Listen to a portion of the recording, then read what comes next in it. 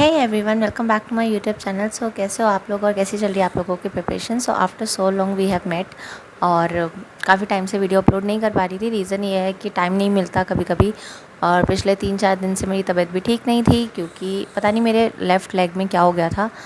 Unlimited मतलब मेरा इतना पेन हो रहा था कि वो मेडिसिन और मालिश और गर्म पानी की सिकाई करने से भी ठीक नहीं हो रहा था।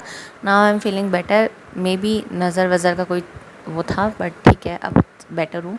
ठीक है, तो ये वीडियो का मेरा पर्पस यही था कि अब हमें आरआरबी पीओ और आरआरबी क्लर्क के लिए इतना टाइम नहीं बचा। Approximately it's more less than 60 days. ठीक है, क्योंकि 27 जुलाई को कह रहे हैं आरआरबी पीओ है, और अभी तक कोई ऑफिशियल नोटिस तो नहीं आया आईबीपीएस की तरफ से कि शायद एग्ज़ाम चेंज हो या फिर आईबीपीएस पीओ पहले हो बाद में आरआरबी हो। तो अभी नहीं आया, लेकिन हमें प्रिपेयर तो उसी हिसाब से करना है। तो अब हमें क्या करना है उसके बारे में हम इस वीडियो में डिस्कस करेंगे। और इस वीडियो में मैं आप लोगों को सारे सब्जेक्ट इंक्लूड करके बताऊंगी कि कैसे करना चाहिए। और अभी मैंने कल ही अपना 1 वीक का प्लान बनाया है, और वो मैं आप लोगों के साथ में शेयर कर दूंगी। If you want that let me know in the comment section कि प्लीज़ शेयर लिख देना। तो जितना मतलब ज़्यादातर कमेंट्स होंगे कि प्लीज़ शेयर वाला, तो ही मैं शेयर करूँगी, अदरवाइज़ नहीं करूँगी। ठीक है, तो ये है मेरा प्लान। ठीक है, तो मैं आप लोगों के साथ में शेयर कर दूँगी इफ़ यू वांट। तो सबसे पहले हम बात करते हैं क्वांट के लिए मैं फ़िलहाल क्या कर रही हूँ। ये मैंने निकलवाई थी पीडीएफ, सॉरी, ये पीडीएफ मैंने निकलवाई थी हर्षल अग्रवाल सर की, और हर्षल अग्रवाल सर ने जो मतलब कि शेयर करी थी उसकी 30 डेज़ का प्लान है ये। और अभी मेरा 2 डेज़ का कंप्लीट हुआ है, like 1 day prelims and 1 day mains.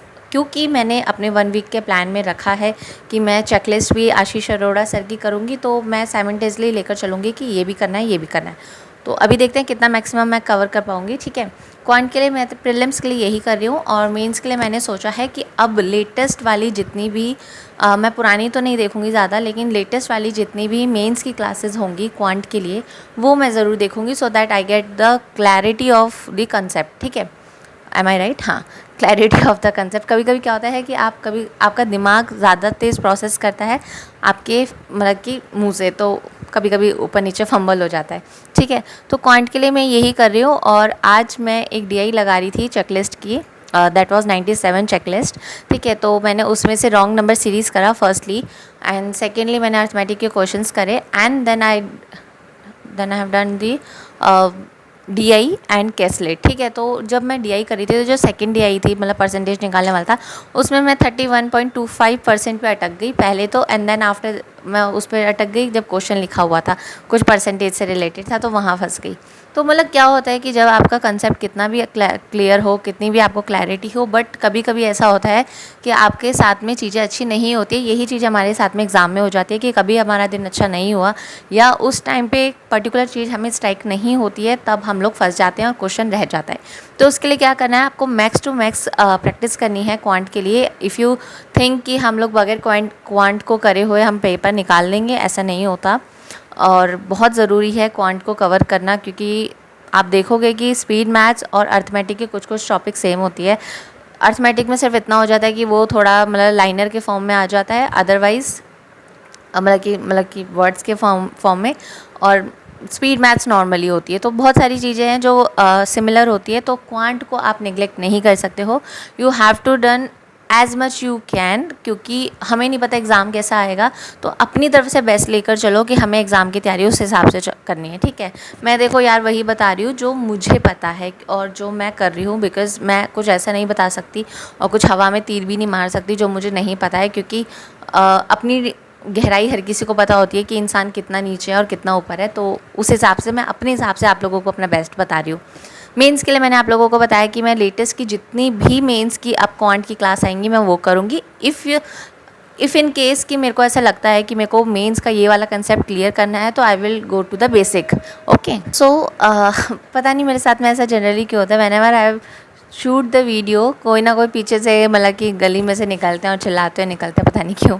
ठीक है, चलो ठीक है, आगे बढ़ते हैं। क्वांट के लिए मैंने आप लोगों को बताया, और बाकी जो मेन मतलब कि डेप्थ में है कि मैंने 1 वीक के प्लानर में क्या बनाया, आप लोग मुझे बता देना कमेंट सेक्शन में लिख के कि प्लीज़ शेयर, तो मैं शेयर कर दूँगी, ठीक है। और जितने यार देखो कम से कम 50 कमेंट्स होने से चाहिए तभी मैं शेयर करूँगी, क्योंकि to be very honest video shoot करने में, वीडियो को एडिट करने में, वीडियो को अपलोड करने में टाइम लगता है। So I don't have that much time कि मैं अपना टाइम इतना वेस्ट करूँ। आप if you want I will share, ठीक है। उसके बाद में बात आती है हमारी रीजनिंग की, ठीक है। तो रीजनिंग के लिए what I am doing right now कि मतलब प्री के तो मैं कर रही हूँ सिर्फ सेक्शनल मॉक्स, या फिर मतलब मुझे लगता है कि कोई चेकलिस्ट सॉल्व करनी चाहिए वो करती हूँ। अदरवाइज़ मैं मेंस के क्वेश्चन लगाती हूँ, मतलब कि सेक्शनल तो मैंने मुश्किल से अभी तक 3-4 लगाए हैं फ्रॉम लास्ट 1 मंथ, सेक्शनल वाले रीजनिंग के, मेंस के। बट हाँ प्रीलिम्स के मैं क्वेश्चन सॉल्व करती रहती हूँ, मिसलिनियस पार्ट को सॉल्व करती रहती हूँ। एंड मैंने लास्ट अभी दिया था आरआरबी क्लर्क का लाइव मॉक, उसके अंदर मेरा सिलॉक्स गलत हो गया। तो मुझे लगता है कि अगर पीओ में भी गलत हो रहा है और क्लर्क में भी गलत हो रहा है तो सिलॉक्स पे मुझे थोड़ा ज़्यादा फोकस करना चाहिए। ऐसे ही आप लोग फाइंड आउट करो कि आपका कौन सा टॉपिक वीक है, उस टॉपिक पे चाहे प्रीलिम्स का हो चाहे मेंस का हो। नेवर थिंक कि ये वाला टॉपिक, अरे यार इतना छोटे टॉपिक को हम कैसे पढ़ने बैठेंगे, ऐसा नहीं होता है। अगर आपका टॉपिक वीक है so you have to do a lot of practice on that particular topic so that you can at least gain 4 to 5 marks at a free of cost, right. मतलब फ्री का ही मार्क्स होते हैं reasoning में, तो miscellaneous part में तो वो हमें लेने हैं, ठीक है। आफ्टर दैट मैं क्या करूँगी, मतलब मैं क्या सोच रखी हूँ कि मेरे को क्या करना है कि सेक्शनल लगाने, मेंस के, प्रीलिम्स के, ऑल्सो मतलब जितनी भी लेटेस्ट क्लास आएंगी आरआरबी के से रिलेटेड, मेन से रिलेटेड, ऑल्सो प्रीलिम्स से रिलेटेड, हम ऐसा अंडर एस्टिमेट नहीं कर सकते हैं कि प्रीलिम्स है तो हम कर ही लेंगे। कभी कभी प्रीलिम्स की पज़ल इतनी खतरनाक आ जाती है, जैसे मेरे लिए पर्टिकुलरली फ्लैट फ्लोर पज़ल, अगर मान लो कि 9 बंदे दे रखे हैं, 3 फ्लैट है, मतलब मेरे लिए पूरा हेक्टिक हो जाएगा कि उसको सॉल्व करना। तो जो आपका टॉपिक वीक है उस पर पर्टिकुलरली फोकस करो, that is more important than anything, ठीक है।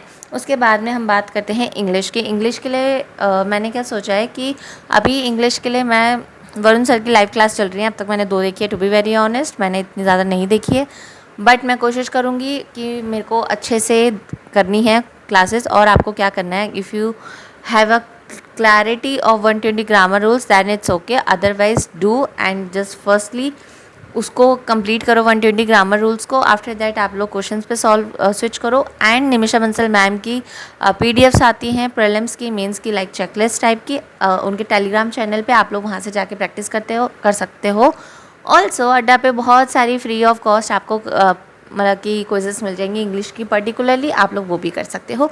That will also help you a lot. After that you have to do 45 minutes of reading initially, and after that whenever मतलब कि आपको लगेगा कि अब आपका इंग्लिश में कमांड अच्छी हो रही है या आपको इंग्लिश इंटरेस्टिंग लग रही है, then you have to switch yourself from 45 minutes to 1.5 hours, क्योंकि इंग्लिश में रीडिंग कॉम्प्रिहेंशन इज़ मस्ट, चाहे प्रीलिम्स चाहे मेंस। और अगर आपको लगता है कि हमें न्यूज़पेपर पढ़ना चाहिए, आप न्यूज़पेपर पढ़ो। टू बी वेरी ऑनेस्ट मैं इंग्लिश में सिर्फ एडिटोरियल को लेकर चलती हूँ कि मेरे को न्यूज़पेपर के केस में, अदरवाइज मैं रीडिंग पे बिलीव करती हूँ। Like self development books I love a lot, ठीक है। उसके बाद में मेंस के सेक्शनल मॉक्स लगाओ, दैट इज़ वेरी इंपॉर्टेंट। क्या होता है कि अभी जितनी प्रैक्टिस कर लोगे उतना सही है, एग्ज़ाम इजी लगेगा। क्योंकि मैं आपको बताती हूँ, देखो मेंस का रिज़ल्ट का मुझे नहीं पता मेरा एसबीआई का क्या रहेगा, बट प्रीलिम्स में literally I had done a lot of practice, और बहुत प्रैक्टिस करी है मैंने। मतलब इतनी प्रैक्टिस करी है, चाहे सबमिट करके चाहे बगैर सबमिट करे, मैंने बहुत प्रैक्टिस करी थी। मेरे को लगता है रीजनिंग की वजह से मेरी एसबीआई क्लर्क का प्रीलिम्स निकला। ऑल्सो क्योंकि मैंने औरों में भी बहुत अच्छा करा होगा परफॉर्म, क्योंकि कट ऑफ बहुत हाई मतलब कि 67.25 गई थी, तो मेरे उससे 2 मार्क्स ऊपर ही थे, कुछ ऐसे ही था मतलब कि। तो मतलब मैंने ऑल ओवर अच्छा ही परफॉर्म करा था। तो आप लोगों को भी उसी हिसाब से सोच कर चलो कि भाई हमें अब भी जितनी मिस्टेक कर लेंगे कोई बात नहीं, आगे जाके सब अच्छा ही हो जाएगा, पेपर ईजी लगेगा, that is beneficial for you. After that आते हैं हम लोग जीए और सीए में। फ्रॉम लास्ट 20 डेज़ मैंने सीए की कोई क्लास नहीं देखी, पता नहीं क्यों। मतलब मेरे साथ में ऐसा होता है, एक दिन टल जाए तो फिर वो टलता ही रहता है, मेरे साथ में ये चीज़ चलती है। बट अब मैंने सोचा है कि मैं आप लोगों के मतलब कि मैं अपने लिए बैंकिंग के शॉर्ट नोट्स बनाऊंगी। ऑल्सो मैं बैंकिंग के करंट अफेयर जो डेली की होती है उसको 1 लाइनर बनाया करूँगी 1 पेज पे, ठीक है, क्योंकि मेरे को ऐसा लगता है कि मेरे को लिख के चीज़ें ज़्यादा याद होती है रादर दैन पढ़ के, क्योंकि मैंने कल क्या खाया वो मुझे याद नहीं रहता। मैं करंट अफेयर कहाँ से याद रखूँगी यार 6-6 महीने के, मेरे को नहीं होता याद। मैं तो लिख के ही याद कर सकती हूँ। मतलब किसी की अगर इतनी ज़्यादा स्ट्रॉन्ग ये है कि वो लोग लर्न कर सकते हैं, that is very very good for you, but for me it is not that much easy, क्योंकि मेरे को लिख के चीज़ें याद होती है। अगर आप मेरे से पूछोगे कि आपने कल सुबह क्या खाया था, कल शाम को क्या खाया था, मुझे वो नहीं पता होगा, तो इसलिए मुझे लिखना पड़ता है। ठीक है, उसके बाद में बैंकिंग अवेयरनेस करना है। अगर हम कोई भी अब आने वाले एग्ज़ाम को टारगेट कर रहे हैं तो हमें एटलीस्ट अप्रैल से चलना पड़ेगा, 110% अप्रैल से चलना पड़ेगा। आप इसमें कॉम्प्रोमाइज़ नहीं कर सकते कि एक दिन छूट गया, 2 दिन छूट गया, नहीं। मैं बजट भी छोड़ने के लिए कह रही हूँ कि बजट छोड़ दो यार, ठीक है 1-2 क्वेश्चन आएगा बजट से, उतना नहीं जाना उसमें। आप लोग ना चीज़ को एनालाइज करना सीखो कि ये पोर्शन ज़्यादा है, इसकी प्रैक्टिस ज़्यादा करेंगे, इससे ज़्यादा मार्क्स मिलेंगे, तो वो चीज़ रखो। अप्रैल से पढ़ना शुरू करो करंट अफेयर्स, बैंकिंग अवेयरनेस। और अगर आपको पर्सनली नोट्स चाहिए तो you can contact me from at my Gmail ID, और मैं वहाँ पे बता दूँगी कि मेरे को मैं कैसे शेयर करूँगी आप लोगों के साथ में। ठीक है, और क्या प्रोसेस रहेगा उसका, मैं अपने हैंड रिटन नोट्स आप लोगों के साथ में शेयर करूँगी। ठीक है, उसके बाद में आता है कंप्यूटर का टॉपिक। कंप्यूटर मुझे लगता था एक one of my strongest subject, but it is not, क्योंकि मैंने कुछ मॉक्स दिए थे, उसके अंदर मुझे नहीं समझ में आया कि मेरी इतनी मतलब छोटी छोटी मिस्टेक कैसे हो सकती है। जैसे ना छोटे छोटे फॉर्मूले होते हैं वो हमें नहीं याद रहते, तो वो चीज़ मेरे साथ हुई। बट हमें कंप्यूटर पे भी पूरा फोकस करना पड़ेगा if you are targeting RRBs। ठीक है, तो उसमें करना पड़ेगा आपको अच्छे से target. Also I am preparing for UGC, सो वो भी मेरे को मेंटेन करके चलना है। उसके अंदर मैं सोच रही हूँ सिर्फ मॉक्स वगैरह लगाऊँ, ऑल्सो मेरे कुछ जो टॉपिक्स हैं अदर उन पे भी फोकस करूँगी। तो यही था मेरा कुछ आप लोगों के लिए सजेशन। इफ़ यू वांट कि मैं आप लोगों के साथ में शेयर करूँ, मेरे को कम से कम 50 कमेंट चाहिए अपने कमेंट सेक्शन में, उसके बाद ही मैं अपना 1 वीक प्लानर आप लोगों के साथ में शेयर करूँगी। अदरवाइज़ मैं नहीं करूँगी, क्योंकि मेरे पास में सच्ची में इतना टाइम नहीं है कि मैं सिर्फ 2-3 बच्चों के लिए चीज़ें शेयर करूँ।